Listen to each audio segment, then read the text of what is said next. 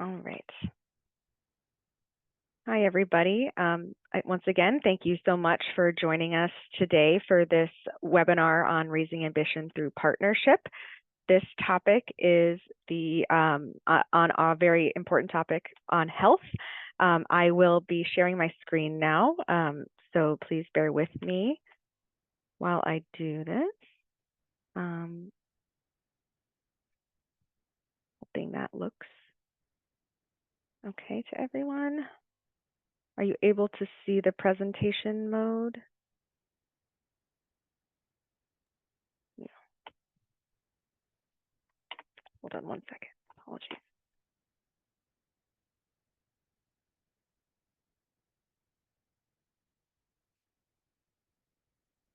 Okay. How about now? Yes. Okay. Great. Thank you so much. So yes, welcome to Raising Ambition on SDG3 through integrating health into NDCs. We're very excited to be partnering very closely with UNDP and WHO on this webinar. First, I want to let you know that we are very pleased to offer interpretation into French and Spanish for this session. So most speakers will be speaking in English, but there will be one presenter speaking in Spanish. So this is relevant for English speakers as well. In order to enable your interpretation, you will need to go to the bottom of the Zoom window and click on the icon that looks like a globe, and then you will be able to access interpretation settings. And once you click on that icon, a pop-up window will appear showing the available languages for interpretation. You will then select your preferred language from that list, and in order to hear the interpretation very clearly, we suggest that you mute original audio to avoid any overlap in the sound. And you can do that by clicking mute original audio. And I will put these instructions in the chat, or my colleague will do that so that we can have more readable instructions. And a few quick housekeeping notes. We do have the chat and question and answer functions. So we would like you to use the chat function throughout the session to share comments and resources and engage with other participants, as well as introducing yourselves and sharing where you are from and where you are working. And then if you have a question, we also encourage you to share that throughout the session, but please do so using the question and answer Q&A function at the bottom of your screen. That will allow the panelists to answer your question directly or to save it for later to speak about as we get to the live question and answer session. So the presentation, slides, and resources, as well as the recording of this session, will be shared with you via email in the week or so following the webinar. So please be on the lookout for that. And in the meantime, we will also be uploading the recording to the NDC Partnership YouTube channel. So thank you again for joining us for this. And a quick overview of this series is the attempt of us and partners, NDC Partnership and partners, to highlight successful examples of mitigation and adaptation ambition raising efforts to scale impact across the NDC Partnership. And we hope that this series has been very helpful for you in the past on our other topics, and we're excited to bring this topic to you today with some objectives speaking about the links between climate and health, showcasing efforts of key stakeholders and government representatives on increasing climate ambition and integrating health into NDCs, and then highlighting different strategies from stakeholders involved in these areas, and as well as providing information on existing support from and tools to facilitate this ambition raising from the partnership, UNDP, and the WHO. So without further ado here, I will allow Natalia Lanu from UNDP to begin with our scene setting of this topic. Thank you. Thank you so much, Sarah, and thank you to the NDC Partnership for inviting us and for welcoming this important topic on how we integrate health to raise ambition. And I am so delighted that today I'll be sort of working as the host of the day. So I wanted to give you a sense of what to expect for the hour and a half that we have together. So we're going to start with a scene-setting presentation from my colleague, Dr. Dermot Campbell-Landrum, who leads the WHO, after I present a little bit on the UNDP climate promise. But then we have 4 country sort of perspectives to hear from. We're going to hear from Vietnam, we're going to hear from Liberia, as well as Mongolia and Argentina, and then go to a global presentation from a really important sort of civil society, the Global Climate and Health Alliance. We will then open it up for questions for all of you. So please do use the the Q&A feature. We want to make it as interactive as possible for all of you.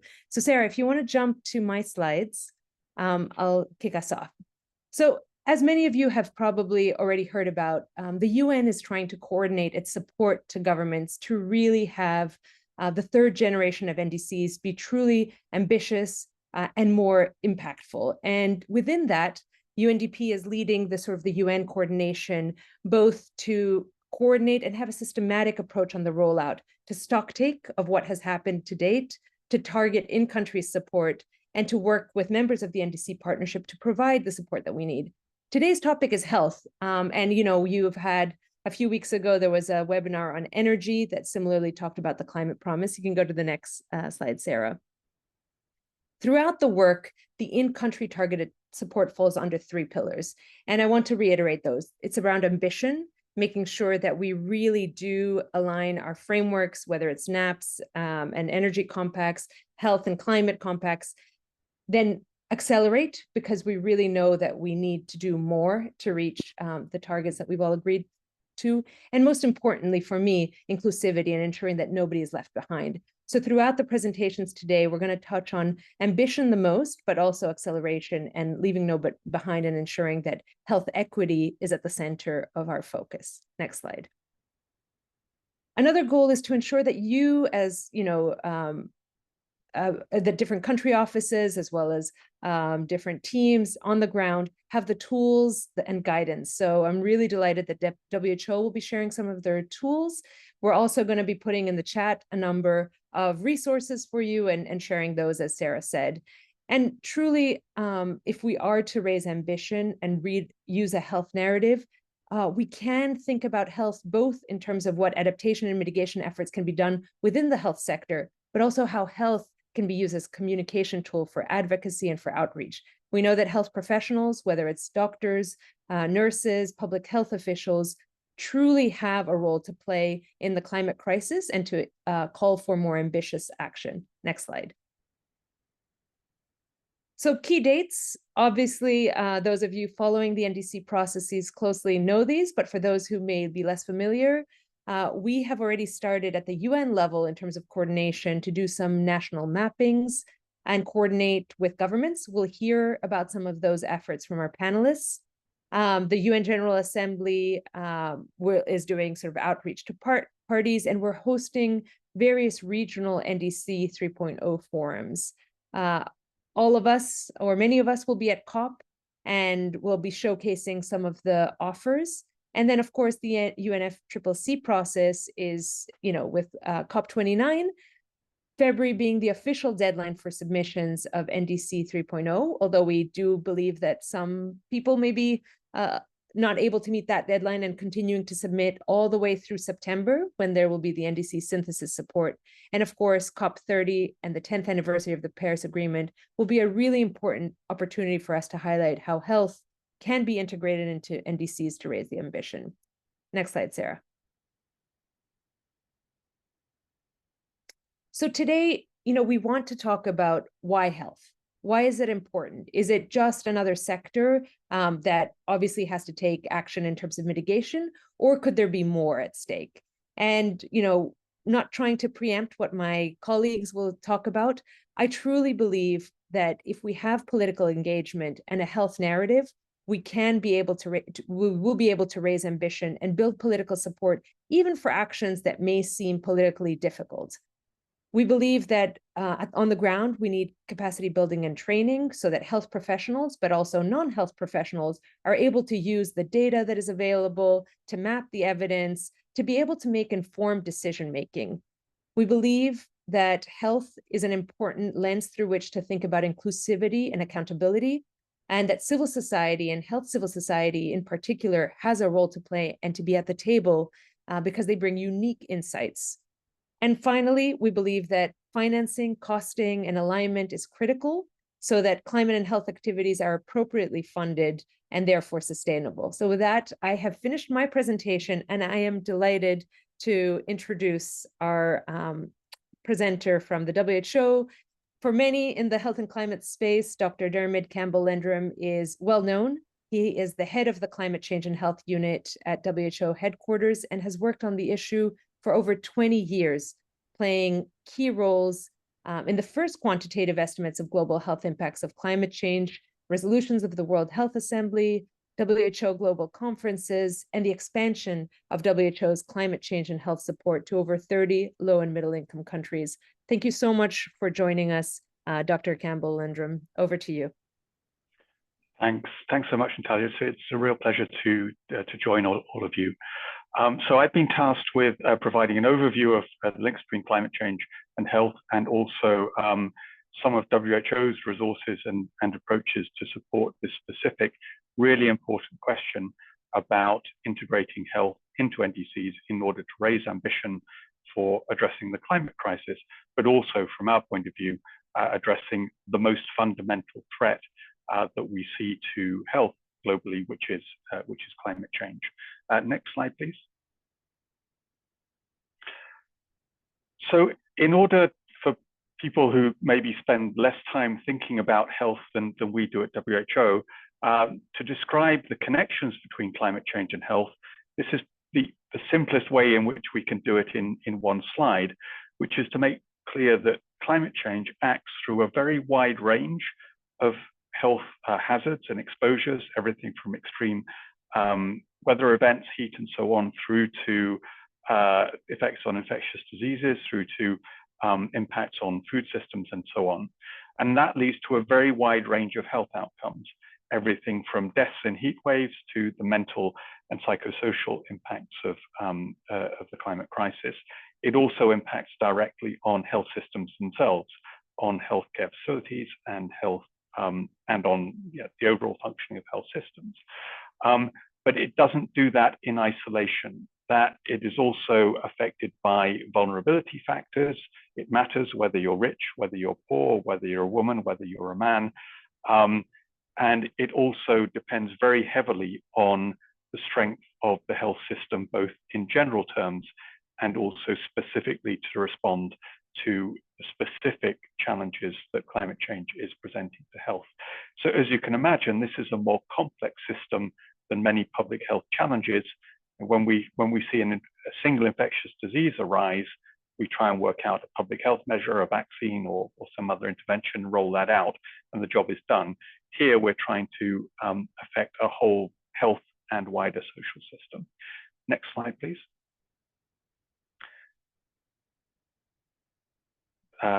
So next slide, please. The next important message that we wanted to get across is that this is already happening. This is not a future risk. If we look around the world, if we take the last assessment report of the Intergovernmental Panel on Climate Change, we see already observed negative impacts of climate change on health across a wide range of health outcomes and in every part of the world. So this is a challenge we're already dealing with today. Next slide, please.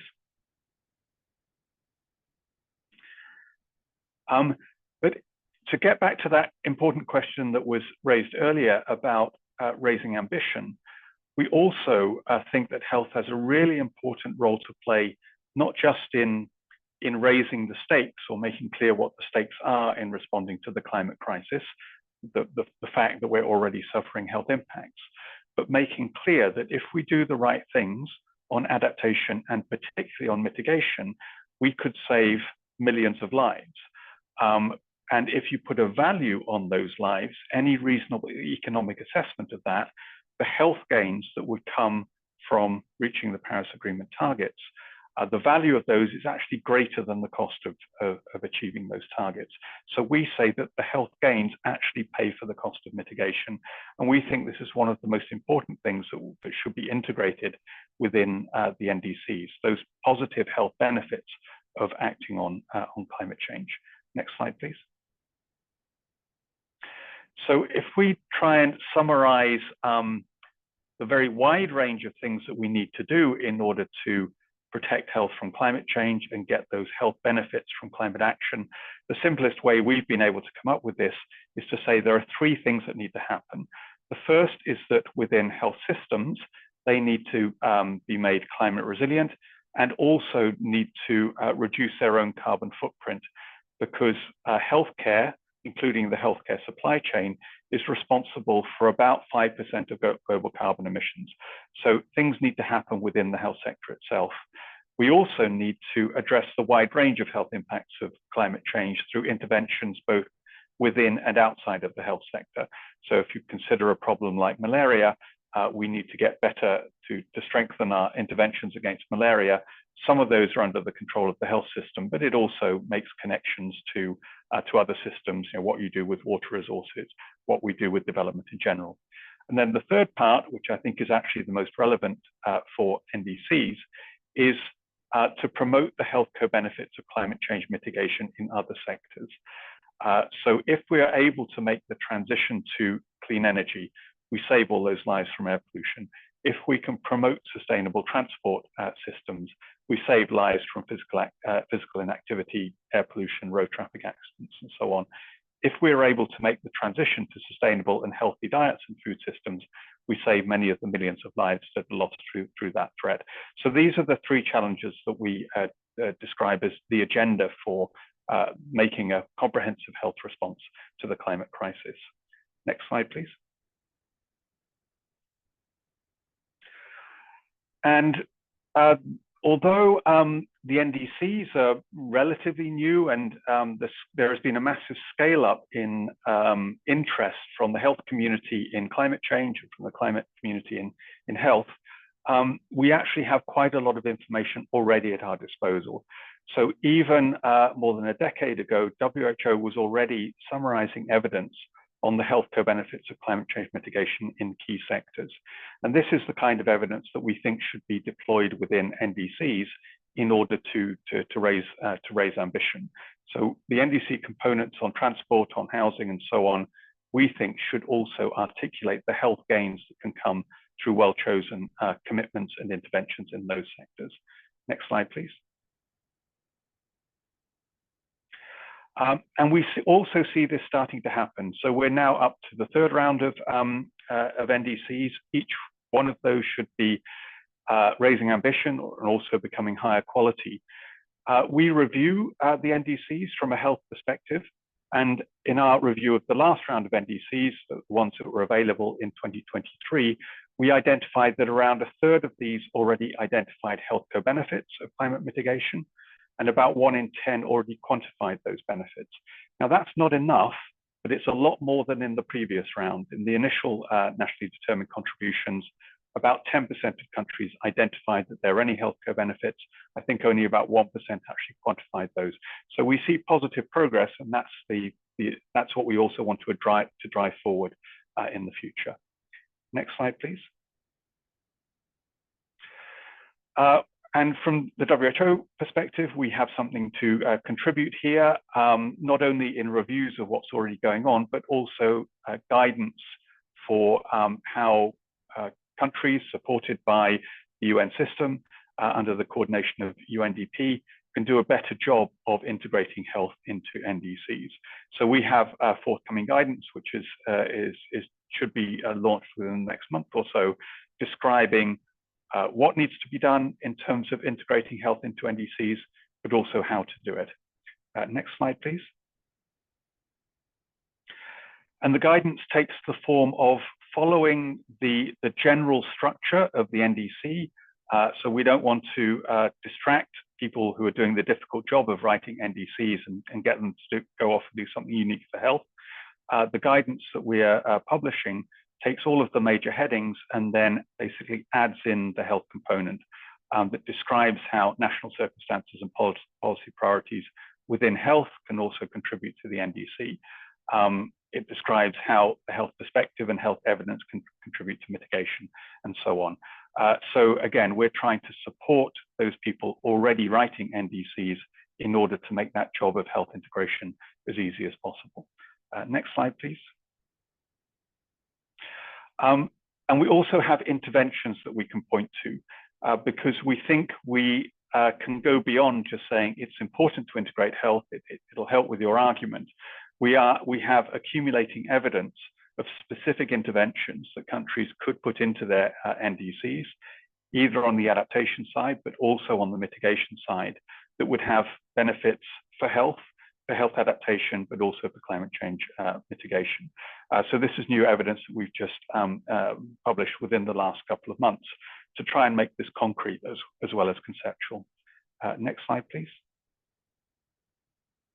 And just briefly in the last couple of minutes that I'd like to take, we also have country experience. We have increasing country support on the ground in WHO.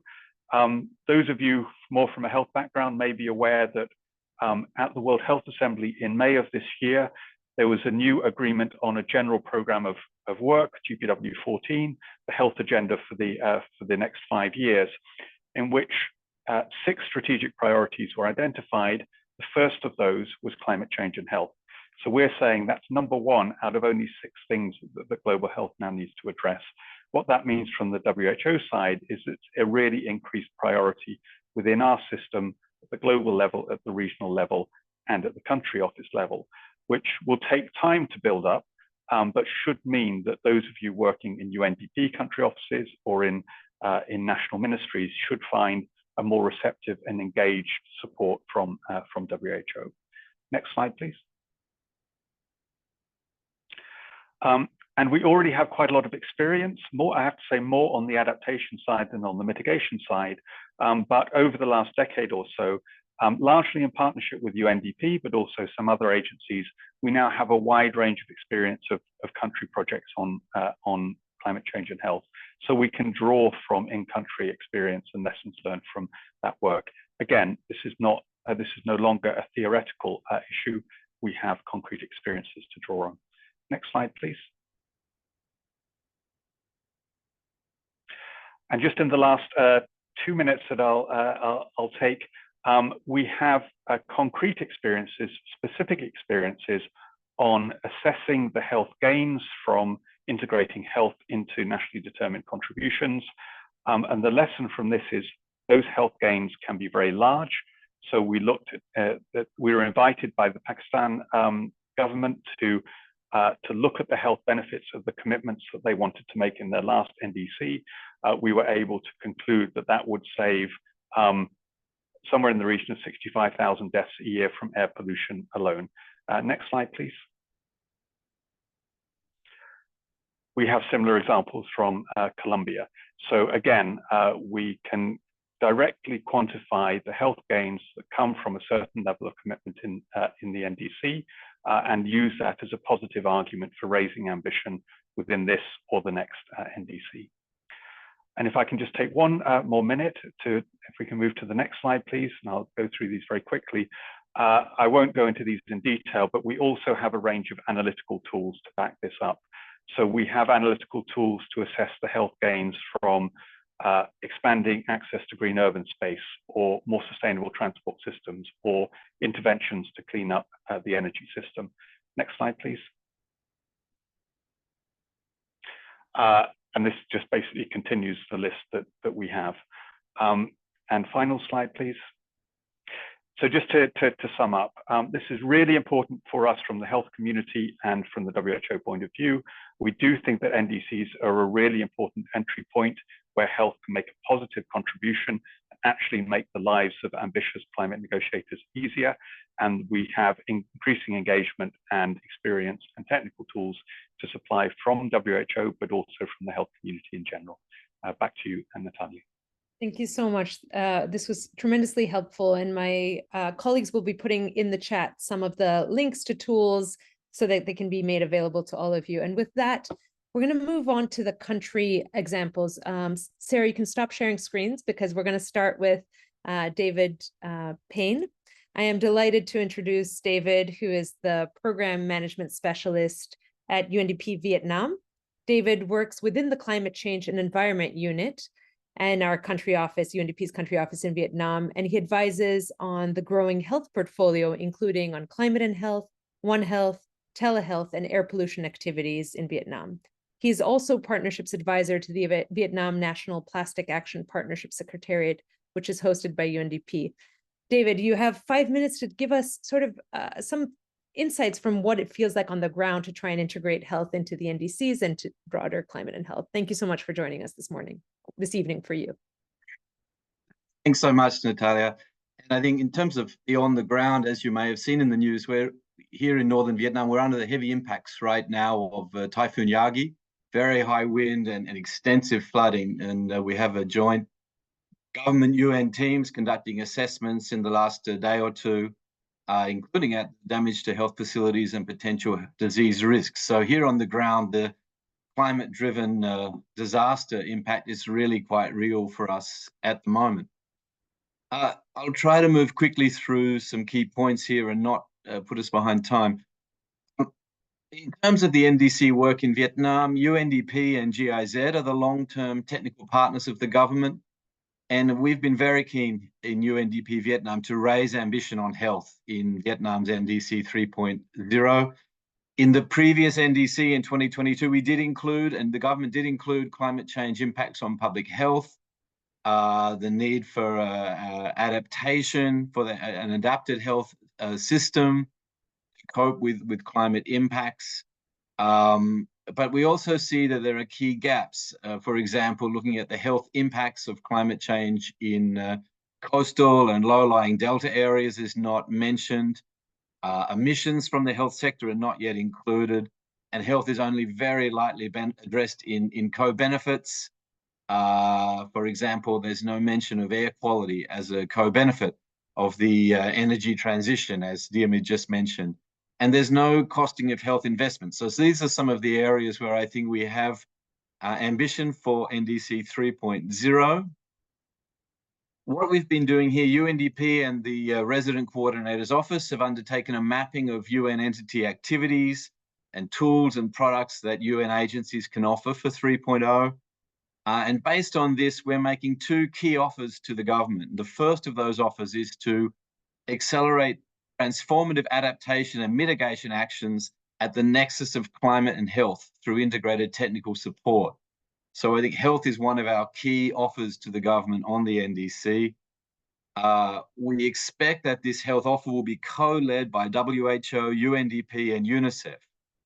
For UNDP and WHO, it builds on our existing joint efforts on health and environment at the country level. We've been working together and trying to increase our joint programming under the leadership of our Res Rep, Ramla Khalidi, as well as the WHO representative, Angela Pratt. UNICEF has also expressed interest in co-leading on the climate and health offer. And we see this as a good opportunity to strengthen this cooperation within the UN system. We're all working with the Health Environment Agency of the Ministry of Health. So this is a great chance to strengthen our alignment.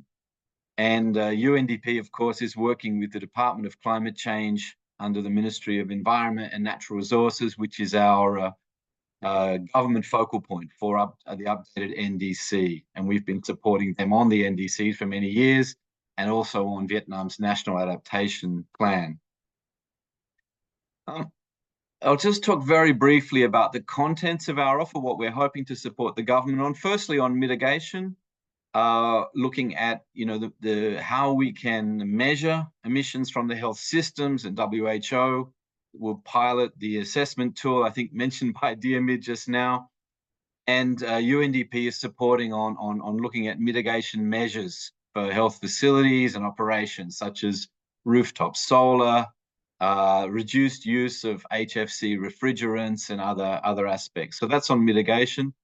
On adaptation, we're looking to engage a number of agencies WHO and UNDP are already supporting on climate resilient health facilities.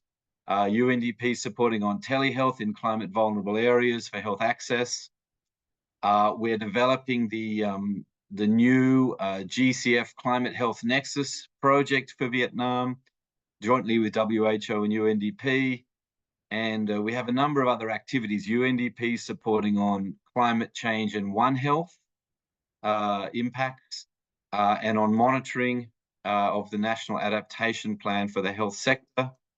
UNICEF looking at child-centered issues and integrating health into a net zero climate resilient community, looking at WASH and other aspects. And then we have UNFPA, IOM, UN Women and ILO that are all supporting on adaptation for health within their mandates and constituencies. And just a couple of final points. UNDP is supporting the development of a loss and damage chapter for the next NDC, and FAO is also contributing on methodologies and tools for loss and damage quantification there. And finally, as Diomid reminded, I think following this webinar, we'll be looking at how to integrate health into the financing plan in the NDC. So let me stop there. Just a quick overview of how we're trying to strengthen the ambition on health in Vietnam's NDC. Thank you. Thank you so much, David. This was super helpful. And just for everyone to know, you can put questions in the Q&A. We will return to the panelists with specific questions. But without further ado, let me introduce our second panelist, Mr. Abraham Tumbe, who's the program coordinator in UNDP Liberia. Abraham has over 15 years of experience in environment, climate change, and socioeconomic development. He currently serves as program coordinator in the Inclusive Growth and Sustainable Development pillar at UNDP Liberia. And between 2018 and 2020, he was responsible for leading the implementation of Liberia's National Adaptation Plan. Before that, he had worked as a national consultant supporting the private sector as well as the government of Liberia on various sectoral agencies and conducting national studies, developing national communications, policies and action plans on environment and climate change.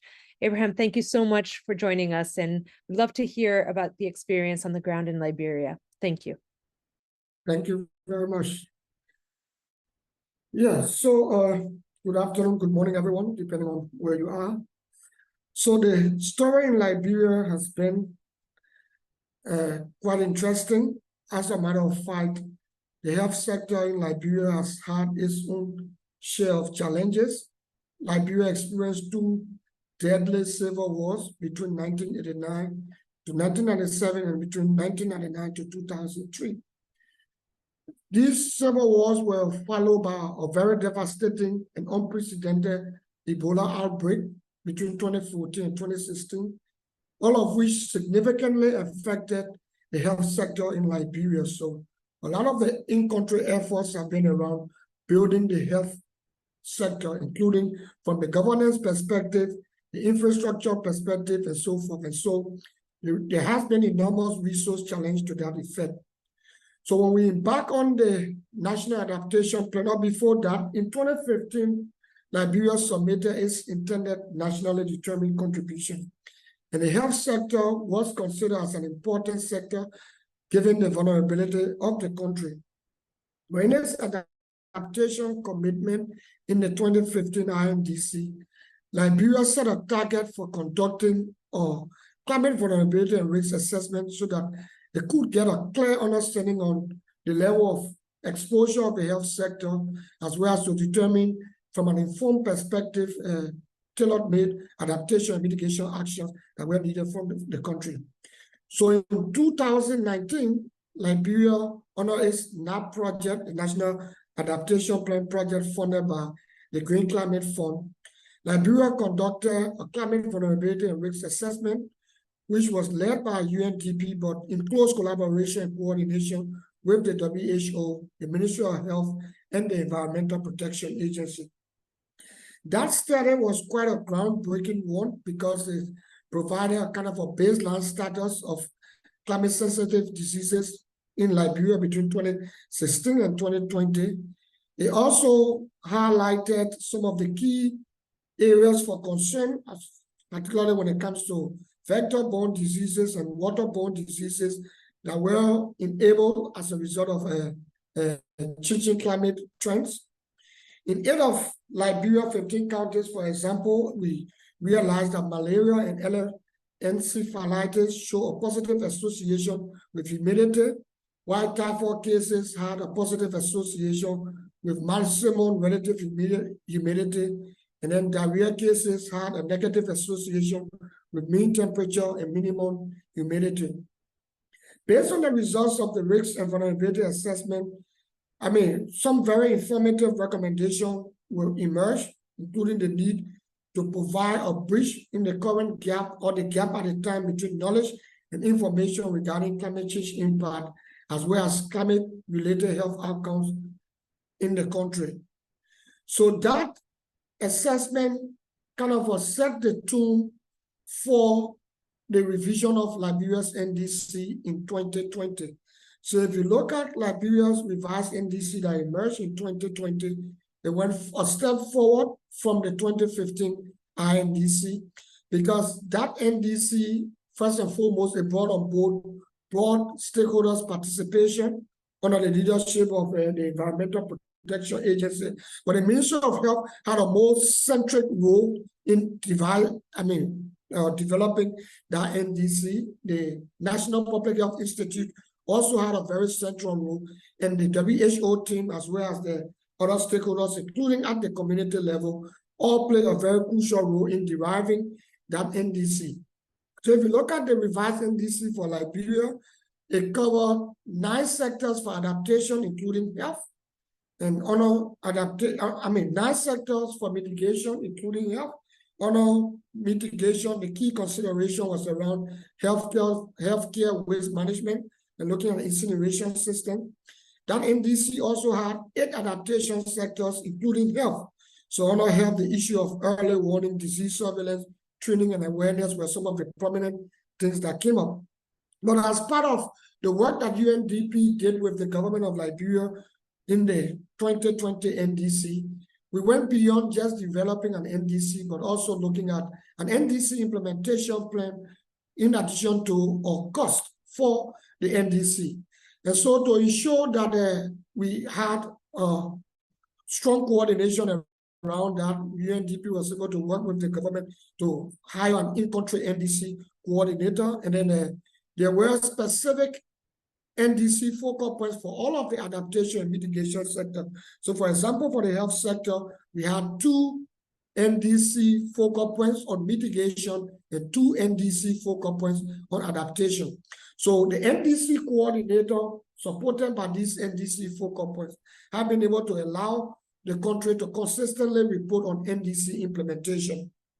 Currently, where we are, the country is currently conducting an NDC stocktake. And so under the leadership of the resident coordinator, we are mapping NDC support across UN agencies. We already have commitment from WHO, UNICEF, FAO, and other partners. So at this stage, the drive now is to develop a joint NDC revision roadmap, which will set the scene for the 3rd generation of NDC. And we are glad to note that there has been broad participation of health sector actors, and we hope that we can take that forward, and that NDC, when it comes to health, can be a prominent issue in NDC Generation 3. Thank you. Thank you so much, Abraham. And it's really great to hear that there has been broad sort of integration of health sector actors on the ground in Liberia. And thank you for sharing your experience and over this time period. Let me now introduce our 3rd panelist from Argentina. This is the time for all of you to also figure out how to do the interpretation if you do not speak Spanish. I'm delighted that we have Nathalie Biasoli, Technical Advisor of the Mitigation, Coordination, and Undersecretary of the Undersecretary of Environment of Argentina. Nathalie has a degree in Environmental Sciences from the University of Buenos Aires. She has been working as a technical advisor specialized in climate change issues since 2018. She has worked at the governmental level for local and national governments, advising on climate plans, on adaptation and mitigation issues.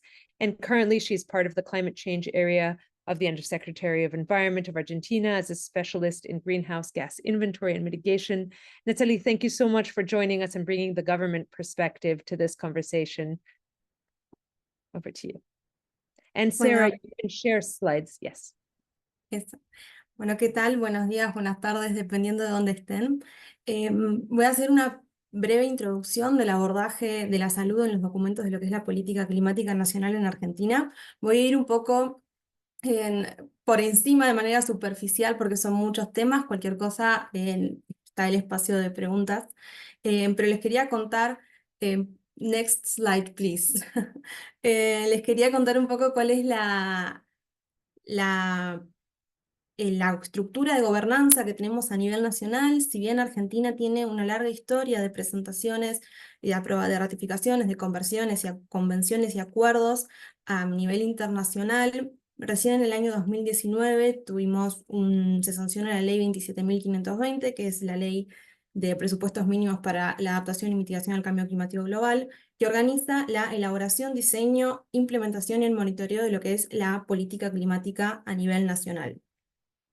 Entre muchas otras cosas, esta ley define que toda la política se va a realizar en el marco de un gabinete nacional que tiene distintas instancias de participación, una instancia de autoridades máximas como una reunión de ministros, una reunión de puntos focales que están los técnicos de las distintas áreas de gobierno, articulan entre sus temas, los temas que les corresponde como competencia y cambio climático, una reunión de articulación provincial. Argentina es un país federal que tiene 24 jurisdicciones subnacionales, entonces es fundamental trabajar con ellos.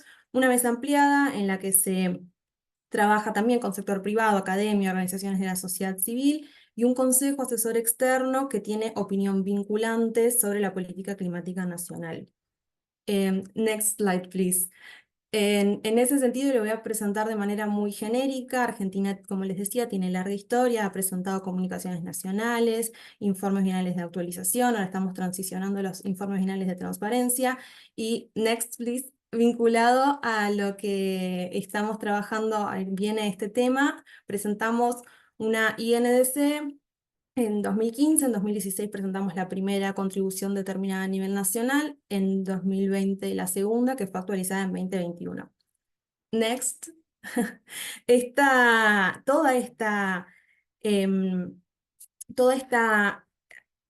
La política climática, todos los compromisos asumidos en las NDCs se terminan operativizando a partir de la implementación de planes nacionales, como el Plan Nacional de Adaptación y Mitigación al Cambio Climático del año 2020, que define las medidas climáticas a nivel nacional en todos los sectores. Pero, como decía, hay un marco, hay un gabinete nacional donde trabajan distintas áreas y muchos ministerios se vieron fortalecidos tomando las medidas que se elaboraron para el plan y elaborando sus propias estrategias, como por ejemplo la Estrategia Nacional de Salud y Cambio Climático, que ahora voy a profundizar un poco en ella. Next. Lo último, del año que viene tenemos el desafío de presentar una tercera NDC que, bueno, va a tener que tener en consideración todos estos documentos elaborados. Next, please. Solo así de manera muy genérica, la segunda NDC de Argentina tiene salud como uno de los 15 ejes rectores para el diseño, la implementación y monitoreo de las de las medidas de adaptación y mitigación, teniendo en cuenta nuevas enfermedades sensibles al clima, sistemas de alerta temprana, sistemas robustos para las emergencias y los desastres climáticos y la reducción de gases de efecto invernadero. En el QR hay un poco más de informe, se puede acceder al detalle de la segunda NDC. Next, please. En general, el plan no tiene medidas específicas, sino que presenta las líneas prioritarias para las que necesita fortalecer, y en el caso de salud se presenta fortalecer la respuesta de los sistemas ante eventos climáticos extremos, ante enfermedades sensibles al clima, medidas de prevención para proteger la salud humana y también dimensionar las emisiones de gases de efecto invernadero del sector y definir acciones para su reducción. En este sentido, y con esta base que teníamos del NDC, next, presentamos un Plan Nacional de Adaptación y Mitigación al Cambio Climático que se realizó en el marco de este gabinete con 75 áreas involucradas. Se desarrollaron 250 medidas y, si bien esto es lo que me quiero centrar, que se estructuraron en líneas estratégicas, instrumentales y transversales, salud resulta, al igual que en la NDC, un enfoque transversal, es decir, que toda la política, todas las medidas que se realicen tienen que ser analizadas desde la perspectiva de salud. Además, bueno, hay medidas específicas de salud, pero todas las demás también tienen que tener esa perspectiva considerada. Next. Como les decía, Salud es uno de los ministerios que se fortaleció con el gabinete y armó su propia estrategia, tomando la discusión de la que había surgido para la elaboración del plan. Si bien los ejes que se presentan ahí siguen la misma lógica: fortalecimiento de la gobernanza, hay mucho de sensibilización que se mencionó anteriormente, fortalecimiento del sistema ante eventos extremos, enfermedades sensibles al clima, y reducción de emisiones. En el QR también pueden acceder a la estrategia con más información. Next, please. Bueno, solo un detalle que esto es interesante: cada eje de intervención tiene entre 2 y 5 medidas, se las describe y se hace un análisis de si afectan a la mitigación, a la adaptación, o si tienen un efecto de manera transversal. Hay 20 medidas en esta estrategia, 3 transversales, 3 de mitigación, 14 de adaptación, y para todas se detallan los actores que la implementan, el financiamiento, las necesidades y los indicadores. Ya para ir terminando, next. También el Ministerio de Salud, tomando esta competencia, con apoyo de la Organización Panamericana de la Salud y el Fondo Verde del Clima, a través del proyecto Fortaleciendo la Participación de la Salud en la Acción Climática, trabajó con 3 provincias, Neuquén, Misiones y Tucumán. Trabajaron en fortalecer la coordinación nacional y provincial, que es un gran desafío, y se elaboraron 3 planes de respuesta, 3 planes de salud y cambio climático provinciales. Next. También, bueno, hay otras iniciativas que apoyaron todo este trabajo de internalización de la política vinculada a salud y cambio climático. Con la iniciativa ICAT se realizó un perfil de emisiones que resulta que el sector salud en su totalidad representa cerca del 2% de las emisiones del país. Se presentaron y se identificaron distintas líneas de mitigación vinculadas a la estrategia, con la idea de, bueno, de empezar a trabajar en la reducción de emisiones. Y ya la última slide, next please, con todo este trabajo, pensando en la tercera NDC, si bien la estrategia nacional es de mejora continua y se va a monitorear en base a los indicadores que se prepararon para cada una de las medidas, va a ser actualizada cada 5 años como el plan. Y lo que sí sucede es que para la próxima ronda de las NDC tenemos la oportunidad de definir líneas específicas para que se conviertan en compromisos en la NDC, y tomamos para eso el marco de gobernanza que tenemos, el Gabinete Nacional, tomar los bases como bases los planes y estrategias vigentes, y sí, fundamental, el financiamiento para la definición de líneas de base, cuantificar y establecer medidas de mitigación y adaptación. Eso es todo, muchas gracias, perdón que me pasé unos minutos. Fernanda, muchas gracias, Natalie. Okay, we will switch back to English, and we will have Q&A, and we'll have the interpreters help also with the Q&A. So let me introduce our final country presenter, who is from UNDP Mongolia's office. I am delighted to introduce Sarul Doskursurin, National Project Coordinator of Climate Projects, UNDP Mongolia.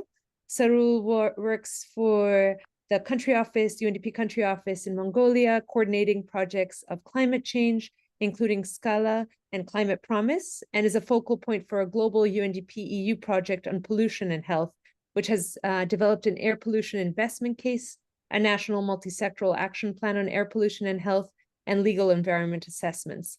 Previously, she worked as the team co-leader of developing the NDC of Mongolia, as well as the focal point to GCF under the Ministry of Environment and Tourism of Mongolia. Sarul, thank you so much for sharing your experiences from Mongolia. Over to you. Good evening. It's late in Ulaanbaatar, but I'm delighted to be here to share the experience of Mongolia on this webinar, Health Inclusive NDC. Next slide, please.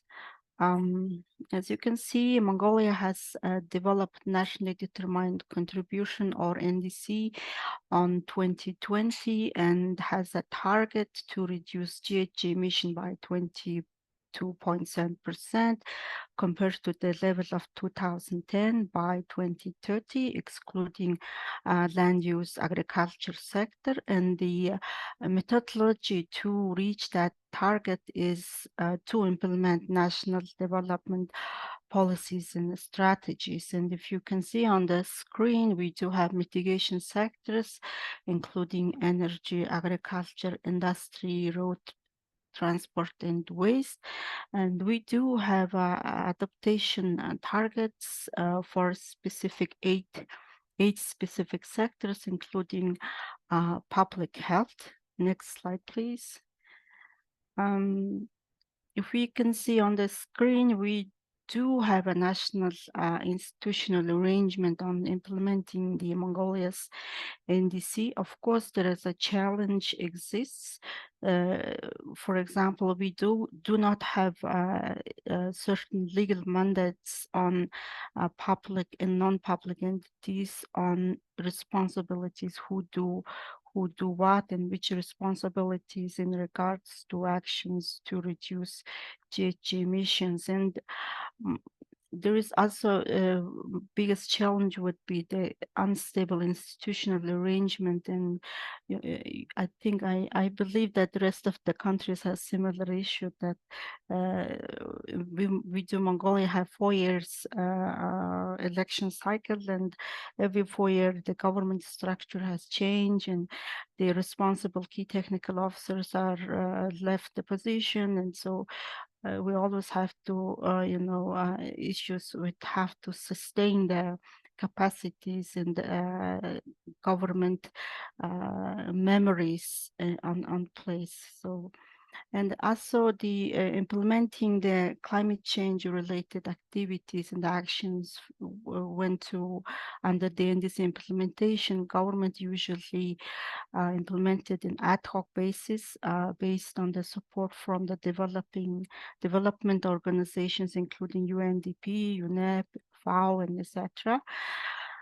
So, of course, there is achievements. For example, we means Mongolia has the stakeholder coordination map, and it shows on the screen. And we, at a certain level, the country has clear roadmap on implementing the mitigation targets as well as adaptation targets. And there is some arrangement among data providers in under the Paris Agreement Article 13, so we called Enhanced Transparency Framework, ETF framework, and platforms are created, and institutions and non-public institutions share the data on a consistent basis, but still there is improvement required to be,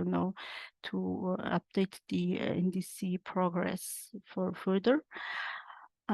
Currently, also the country has GHG inventory regulatory platform, which divided into specific sectors, namely construction and transport sector has inventory system, and now the agriculture sector is doing their own inventory regulatory platform and system. And also the country is developing the climate change law, and it's currently under review process, but depending the parliament debate, I believe that it will take longer time as we expected. Next slide, please.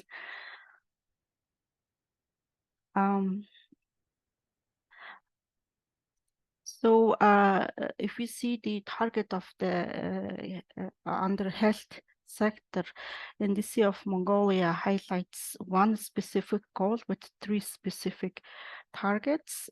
Previous slide, please. Previous one. The health sector targets implies that to strengthen healthcare services and capacities for early warning of potential health risks and provision of proactive and response measures through the comprehensive study of climate change impacts on public health. And these goals will be, completed by implementing those 3 specific targets. But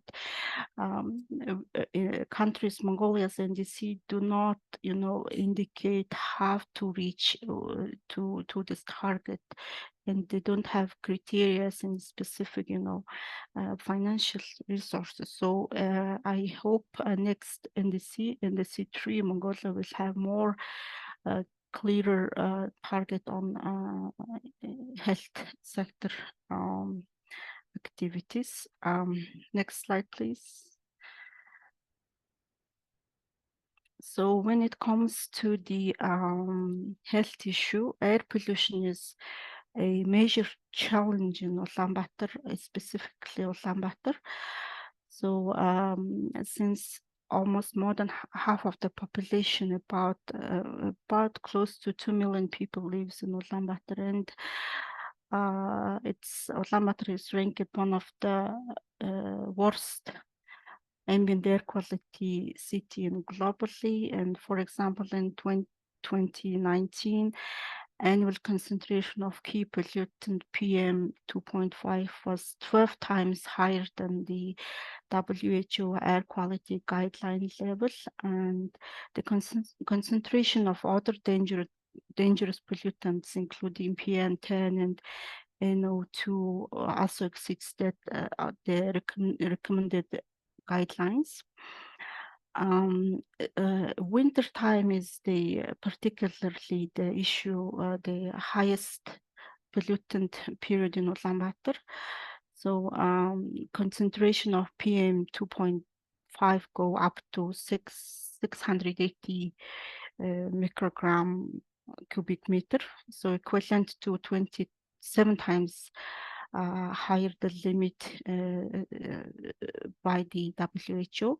So for that, we have UNDP is implementing a project so-called Advancing Health and Environmental Sustainability through Action on Pollution. And under that, by the support of European Union, we conducted investment case studies to calculate burden on health by the impact of air pollution, and we are about to launch the study results by the end of next week. And under the project, we have also developed a multi-sectoral action plan based on the recommendation from the investment case study. So this is it. Thank you. Thank you so much. This is really helpful. And for the Q&A session, we can jump into any questions around the air pollution work in particular, which I know has been really important. So with that, we conclude the country level panelists, but we have one final and very important panelist, Jess Beagley, who is the policy lead for the Global Climate and Health Alliance. So Jess leads GCHA's policy work, including raising the profile of health in the UNFCCC negotiations and nationally determined contributions, working with national partners and local policy processes and research, as well as analysis to support GCHA's campaign asks on fossil fuel phase out and other issues. She has a background in public health and environmental determinants with 12 years of experience in policy and programs. Previously, Jess worked with the Lancet Countdown on Health and Climate Change and the Non-Communicable Diseases Alliance. And I'm so delighted, Jess, that you have joined us. And a special thank you to Jess, David, and Sarul, who are all joining us from Vietnam, Mongolia, places where it's nighttime. So thank you for making time and staying with us this late. Jess, over to you. Thank you so much, Natalia, and thanks to all of the speakers that have preceded me. I'll try and do a good job of follow-up to your wonderful presentations. Next slide, please. So in this presentation, I'll give a little overview of some of the work that GCHA has done to evaluate the inclusion of health in NDCs around the world, zooming out from the country-specific presentations that we've just heard. And then I'll present one example of civil society support to the NDC development process. So in terms of GCHA's own work on evaluating inclusion of health in NDCs, we've run a few editions of a project called the NDC Scorecard The first publications that we released on that were focused on the inclusion of health very broadly in NDCs, and we released that in 2 batches in 2021 and 2023. And then we also looked specifically at clean air with a health lens and published a focused review of that in 2023. And what we were trying to achieve through this scorecard project was to demonstrate how health considerations concretely are already being included in NDCs by governments around the world, to show examples of where that's being done well that other governments can hopefully build on. In terms of scoring, we looked at different ways that health could be included in nationally determined contributions, ranging from health impacts, health losses and damages, as they'd be referred to by colleagues working with a climate background, action in the healthcare sector itself, of course, but also co-benefits that can be yielded from mitigation and adaptation measures across other health determining sectors. We were looking at financial and economic considerations, so whether or not there is a quantification of the cost of the health impacts of climate change, or the budget that would be needed to implement an action, or the returns on investment on account of health co-benefits of implementing that action. And we also looked at whether or not there were plans for monitoring and implementation. The categories that we looked at did vary a little bit across those different scorecard assessments, but those are broadly relevant across all 3 of those publications. Crucially, in addition to mentioning health, we stepped away from health in terms of its explicit mentions to look at how those compared to mitigation ambition. All NDCs have to include a focus on mitigation, as we've heard. And we know that if mitigation is insufficient, that health hazards will continue to increase. They may surpass the limits of adaptation, and we'll see increasing health impacts. That was for the Healthy NDC scorecard, where we compared the health score to mitigation ambition. For the Clean Air scorecard, we compared the mentions of clean air considerations to air pollution mortality to look at the difference between what was mentioned in an NDC and what it was feasible to have implemented so far in reality. Next slide, please.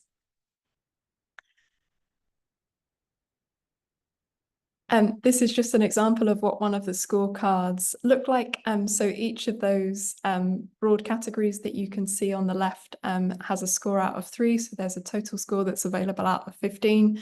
The US scored 6 out of 15 for health inclusion in its 2021 NDC. And also we saw that climate ambition was not sufficient to limit warming to well below 2 degrees Celsius and preferably to 1.5 degrees Celsius. And we understand that this would be catastrophic for human health. So although we're seeing health in the US NDC and in other NDCs, this alone isn't sufficient to protect health. Next slide, please. This is a mapping that I'll expand on in a little more detail on the next slide. And this was from the 2021 Healthy NDC scorecard that looked at 94 NDCs, including the EU NDC, so representing 120 different countries. And what we saw was that in low and middle income countries, so you can see for much of Latin America and the Caribbean, much of Africa and much of Southeast Asia, this is where we see most of the greens, most of the higher health scores, this recognition of the health intersections with climate change. Whereas we see much more orange and yellow in North America, in Europe, and red, sorry, orange, yellow and red, and in Australia, where there were much lower scores, much more limited recognition in the NDCs of these health intersections. And we suspect that that's because in many of these higher income countries, although no country in the world is immune to the health impacts of climate change, many high income countries are not experiencing the same extent of health impacts as their colleagues in lower middle income countries. Next slide, please. So in addition to that observation that lower middle income countries consistently lead in integrating health considerations into their NDCs, I've also talked already about how health mentions are insufficient to protect health. And in addition to high climate ambition for mitigation overall and massive increases in finance from developed countries to finance climate action in low and middle income countries. Some of the other things that we want to see with specific regard to health in NDCs include healthy climate action, so recognition of what the impacts are, but also healthy climate action across sectors, whether that be for mitigation or for adaptation. Although some NDCs do quantify health impacts, there might be mention of the number of deaths or injuries during a climate extreme weather event, and we found that in some NDCs. Few monitor health impacts over time or monitor the gains of climate action for health over time. And having that sort of consistent tracking can be really, really helpful for understanding which interventions work best. There are even fewer NDCs that include costings or budget or calculations of returns on investment. And we understand this can be especially helpful for securing adequate domestic and international finance to implement the actions in NDCs, which is especially relevant for low and middle income countries, of course, but also around the world. Next slide.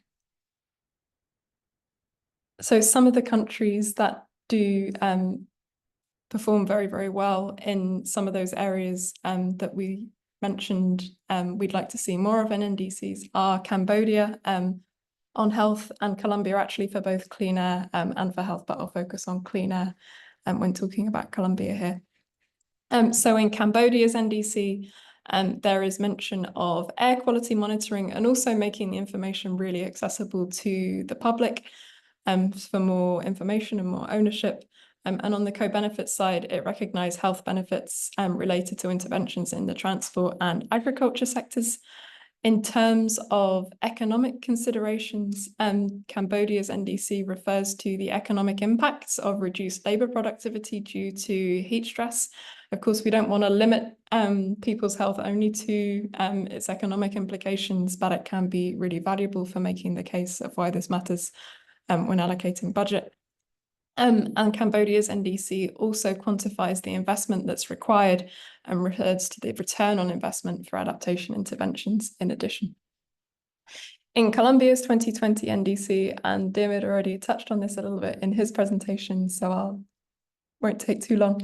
There is monitoring of the health gains of air quality action with quantification of lives saved with the Carbon H tool.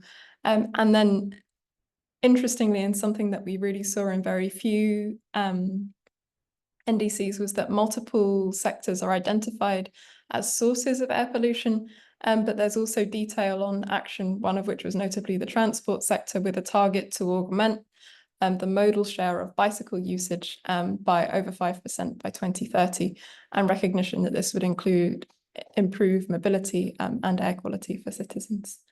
Next slide, please.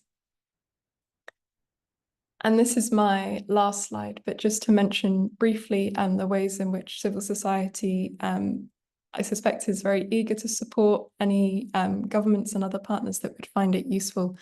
This was some work that we did in partnership with the South African Medical Association and the Public Health Association of South Africa, and also AMREF Health Africa, with academic expertise from the University of Wisconsin-Madison. And when the South African government was consulting on its NDC in 2021, we collaboratively compiled a response that included an analysis of the draft NDC, suggesting ways in which health could be more deeply integrated at different points, and also provided a cover letter with arguments and scientific sources to suggest why it would be valuable to take some of this advice on board. We did an internal assessment according to the NDC scorecard methodology of what the draft NDC would have scored compared to the final NDC. And the final NDC, after the submission of some of this guidance, did include much, much deeper consideration of health. And of course, that could have been due to other organizations' submissions in addition to the ones that we made. But we'd like to think that we did contribute to that deeper integration of health. And of course, that's just an example from GCHA and some of our partners there, and there are many, many others that are doing fantastic work around the world. And I will stop there. Thank you so much, everyone, for your time. Thank you so much, Jess. And I love that we are ending with an example of civil society's role, because I think a key message from UNDP and for all our colleagues has been to ensure that the voices of those most impacted are there, as well as the strength that civil society, especially the health sector, civil society, public health professionals, nurses, doctors, can bring to the conversation. So I want to invite all the panelists, if you're able to come back onto the camera so that we can move to Q&A. We have about 15 minutes and invite participants to use the Q&A function to ask any questions that you might have. I want to start by again thanking all of you. The insights from what we have heard at the country level have been really helpful, because oftentimes we Dr. Campbell-Lendrum, you can feel free to join the panelists, because I'm sure there might be questions to the tools of WHO and others. But in the interest of time, I'm going to ask my colleagues to keep an eye on the Q&A. But I was going to jump in with a first question, which is, the timing and urgency. We're talking about NDC 3.0, trying, to develop them in the next few months.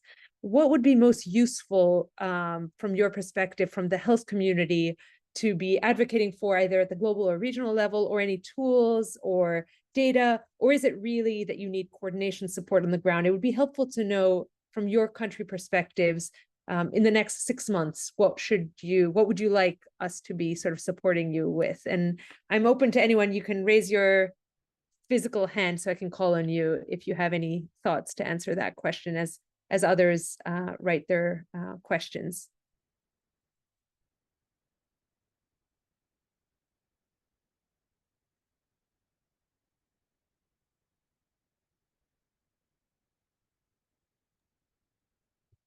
Is So, it yes, please okay jump in. Yeah, thank you. It's a very significant question, because at the moment, Mongolia is about to analyze the current NDC progress, and this analyze will help the develop the next NDC, which is NDC number 3, and there is some, debate on criticizing that the current implementation of the current NDC, and sectoral experts are raising that the question on this NDC target and sectorial specific targets, how for example, for health issues, how it on this current NDC, and how they will measure the activities indicated on the NDC. So they ask us, for example, UNDP and other development partners, that to be more to develop more specific achievable target for next NDC, which require us to consistent improvement of data, and also the requires the government's sustainability. So these are always the challenge, but also at the national level they discuss it, but when they report through the NDC, in some cases they mislead the message that the country is trying to implement. So national stakeholders should be very careful how to frame the messages or targets to be committed at the international level. So from outside, from international point of view, the most people don't know the national challenges and languages, so there is some misleading informations between national stakeholders and international stakeholders. So those are my information. Yeah, Thank you, sir. Yes, Abraham. Yeah, okay, so from our side so far, so we do have we are working closely with WHO at this stage, at least from the UN agency partner mapping exercise. WHO have clearly articulated those areas in the NDC revision where they expect to contribute, for example, the sectoral assessment studies, technical assistance to the government, as well as providing tools knowledge products and guidance for integrating health into the NDC. And so it will be good to strengthen that collaboration at the national level, but also hoping to benefit from regional or global expertise. I think that can also add value to what we do on the ground. But given our experience working with the WHO over the past few years, and I mean with the renewed commitment and leadership of the RSC, I think there's a lot that we can achieve together. Thank you. Thank you so much, Abraham. I do see a couple questions coming up, but I wanted to give anybody else a chance to answer sort of my question on urgency and what support, but we can also go to the next questions and come back to that. Okay, so I see a question from Zara Mustafa that asks, considering the impact of air quality on agriculture, particularly urban agriculture, and its subsequent effects on human health, have any nationally determined contributions successfully integrated this issue? Additionally, how can developing countries effectively mobilize resources to tackle this challenge?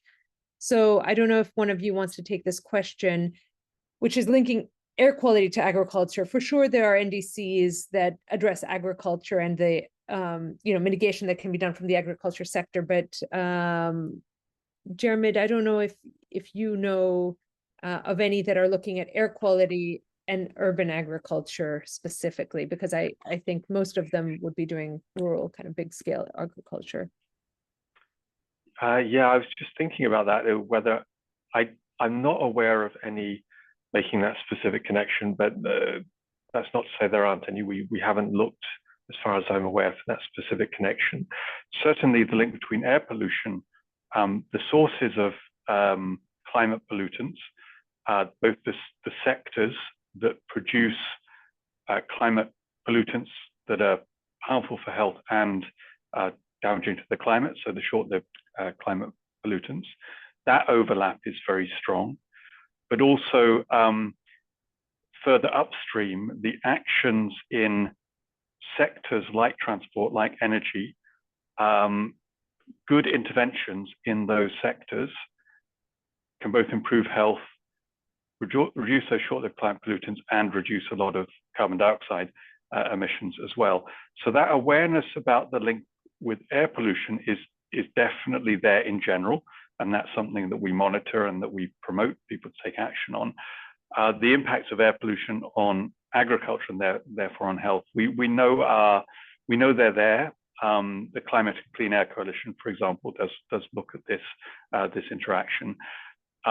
I would say that the direct impacts through people's lungs, we know from the quantification, have a larger impact, I would say, in general than they do via food security. But that is an important connection to make as well. But I think just reflecting on what people have said and the excellent interventions from the country level, I think that we can go quite a long way just by raising the basic awareness, just by having the first conversation with the people drafting the NDC, that health is important, that there are these big headline potential savings, particularly from improved air quality, because just having that connection, having that first first input, I think will get you a very long way, even before we get into the details of the exact quantification or the exact mechanisms. Thanks so much for that. And I see there's a question in the chat around connecting NDC benefits to farmers and the climate smart agriculture from Lizzie Igbin from Nigerian Women Agro-Allied Farmers Association. And maybe, I don't know if we want to specifically answer that, but Jess, I do want to pass it to you to sort of think about how civil society groups like, Women's Farmers Association may, what has been successful and on issues that might be specific to particular groups that are vulnerable, or, and whether farming related issues have come up at all in the civil society work that you've done. And anybody else can answer that too, of course, around farmers. Yeah, of course, farmers are one of the groups that it's absolutely essential to connect with for multiple different reasons, whether that be the vulnerability of smallholder farmers or their understanding of ways of working with the land that are more resilient than traditional methods. And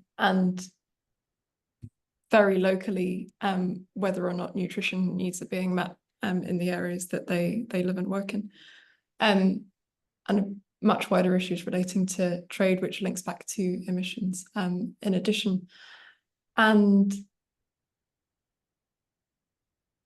I think it can be incredibly challenging for governments when they're compiling an NDC to think through all the different groups that would need to be consulted to ensure that an NDC really is going to be delivering in an equitable way for groups that are most vulnerable to the current impacts of climate change, or are going to be made vulnerable through the transitions that take place while we're reducing emissions. And even if it's just an initial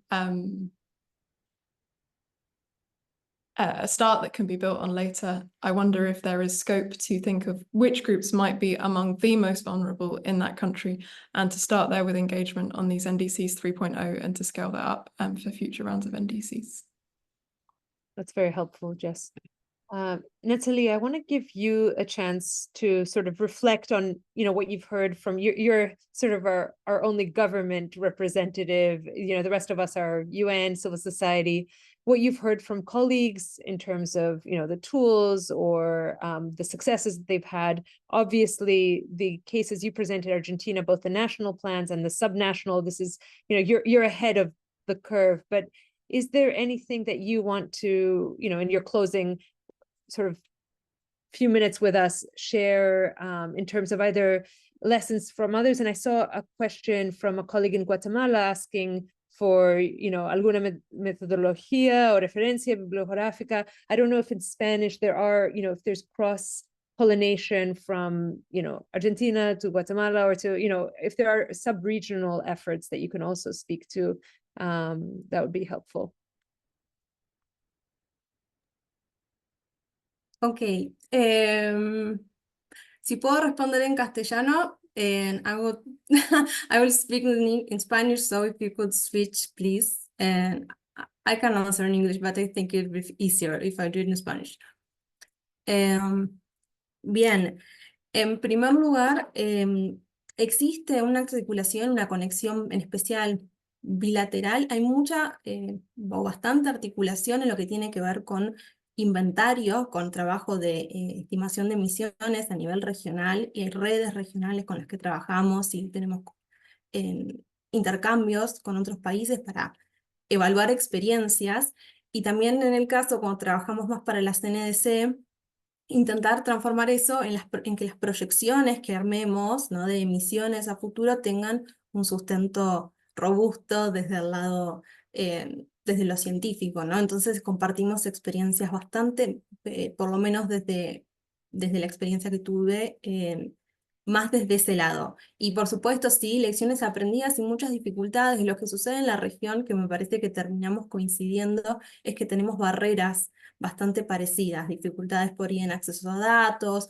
o los plazos que a veces están como un poco, ¿no? En general en la región estamos en este momento yendo todos hacia el BTR y con mucho foco puesto en un primer BTR que hay que presentar este año, a fin de este año. Y bueno, la NDC está como, tenemos dificultades para tener los dos trabajos en simultáneo. Entonces ahí, si bien tuvimos diálogo con otros países, no estamos en este momento tanto concentrados en la elaboración de la próxima NDC. Sí, ya digo, a nivel técnico para proyecciones y esas cuestiones. En cuanto a herramientas, es esto, es el aprendizaje un poco de las experiencias de otros países. En Argentina trabajamos con expertos hace muchos años que, bueno, fueron desarrollando y mejorando metodologías.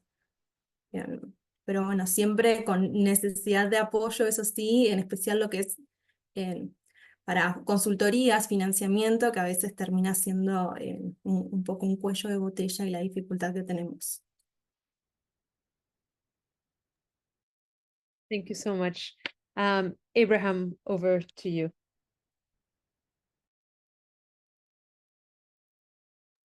Okay, yeah, so I just wanted to comment on a recent initiative convened by the World Bank. There was a climate change and human development event held in Accra, Ghana, which brought together Liberia, Ghana, and Sierra Leone. Interestingly, the World Bank itself had done some climate vulnerability and risk assessment in Ghana and Sierra Leone, which included the health sector. So that regional event really provided a platform for kind of a knowledge sharing across the three countries. I mean, looking at lessons learned from the different vulnerability and risk assessment and trying to kind of bridge some of the gaps. And through that initiative, we've kind of developed some regional exchange platform that allows practitioners, both from the government, UNDP, the World Bank, to kind of exchange knowledge on this very important subject. So while health was a focus, there was also focus around the education sector, as well. We thought that such regional exchange and knowledge sharing can really contribute significantly to NDC investments. Thank you. Thanks, Abraham. And I know we're almost at time, but David, I want to bring you into this discussion. You mentioned loss and damages, and we haven't had much of a conversation, but the health community has been starting to think about whether health metrics in terms of whether it's mental health or actual lives lost could come in. Do you want to say anything about how the loss and damage conversation that is happening in Vietnam is thinking about health at all, if at all yet? Yeah, thanks, Natalia. I don't personally have a lot to say about that, just to reflect that we do have colleagues here in UNDP and I think FAO that are looking at this chapter. I think it's something of great interest to Vietnam as part of the overall discussion. They've been following this and they do expect to see positive progress. So I think we see an openness there. Hopefully we can use this NDC 3.0 to develop it, but personally it's not something I'm working on. Maybe if I can steal one more minute just to quickly speak to, I think, your earlier question and a couple of the other comments. In terms of support needs, I think we all have the same shared, point that it's really, we're really trying to tap existing projects and resources to support the health offer. We have some resources there, but it is always a challenge. And to pick up, I think, with Mustafa's point, air pollution resources is one of our great challenges here also in Vietnam. We're hearing this drumbeat of increased research and messages on the impacts of air pollution. I think the latest global messaging is 1 in 8 deaths attributable to air pollution. And yet we are not yet seeing a lot of funding opportunities on that issue. Probably the best sources of funding we have are on our work on greenhouse gas emissions rather than air pollution emissions. And it's a huge challenge in Vietnam, particularly in Hanoi and in northern provinces. So this is something we're also thinking a lot about, trying to join up our work on greenhouse gas emissions, on waste management, on circular economy and other areas that do have positive impacts on air quality. I think we'll be reaching out to Sarul in Mongolia for some exchange as well, because we know that Mongolia has been a bit of a leader in UNDP on this work. As Sarul mentioned, for very good reason, they need to address it. But yeah, it's also something that's very much on our minds. So hopefully we can all advocate for increased funding for air pollution and air quality issues in the coming time. Thanks. Thank you so much, David. And on behalf of UNDP, I want to thank all the panelists and pass it over to Dermot to close out this webinar. Thanks so much, and thanks for giving me the final word, which also allows me to say thank you as well to all the participants and the NDC Partnership and UNDP for inviting us to this. Just make a couple of very quick comments to finish up.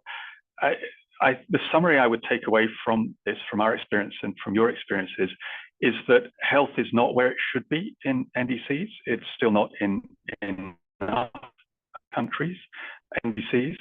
It's in many cases not specific enough or action-oriented enough. There's sometimes lip service paid to it, but doesn't say exactly what should be done about it. And also is often not clearly linked to resources in order to make those interventions. So that's all of the negative side. On the positive side, it's a lot better than it was. We're seeing it in a lot more countries. We're seeing it in some specific actions in many countries. I think we're seeing very good examples of collaboration as well within the UN system. It's great to hear from the UNDP colleagues at country office level that many of you are working with your WHO colleagues. That's wonderful, and we try and do the same at the global level. And I think that there is an increased appreciation from the health side that we also do better at working across sectors, which means getting the health argument in support of interventions which are just good interventions for climate and for health, such as more sustainable transport systems, cleaner energy systems, and so on, and spending a little bit less time to decide whether that's a development or climate intervention if it does good across all of those domains.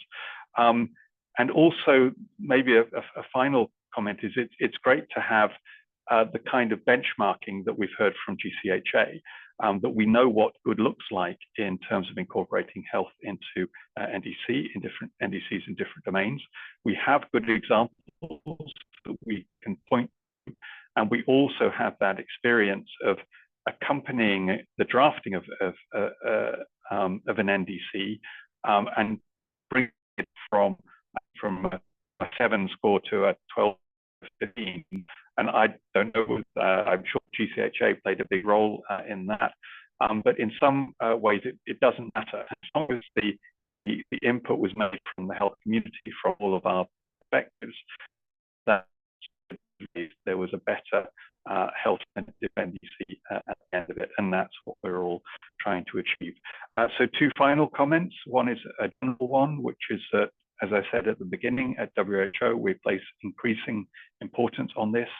It'll take time to come through in terms of real increase in capacity, but that is happening, and we already have a lot of technical resources in place, and we're committed to doing this with countries, but also in partnership with UNDP and the UN system. And then a final comment by way of advertising, we effectively have a mirror webinar to this next week on the 18th. Just as this is one webinar in a series on NDCs, we have a technical series on climate change and health, which we had highlighted as the topic. So it mainly has different target audience when to wants to hear more to that webinar as well. So that's all I wanted to say by way of closing. Thanks very much from us. Maybe I'll hand back to UNDP for the final word, as one who have really put the word on this. Thank you so much, Jaromir. Your audio was a little choppy at times, but the webinar, I think one of the colleagues has put it in the chat. The research is in the chat. And thank you, Sarah, and to the NDC partnership. And have a great day, everyone. Thank you.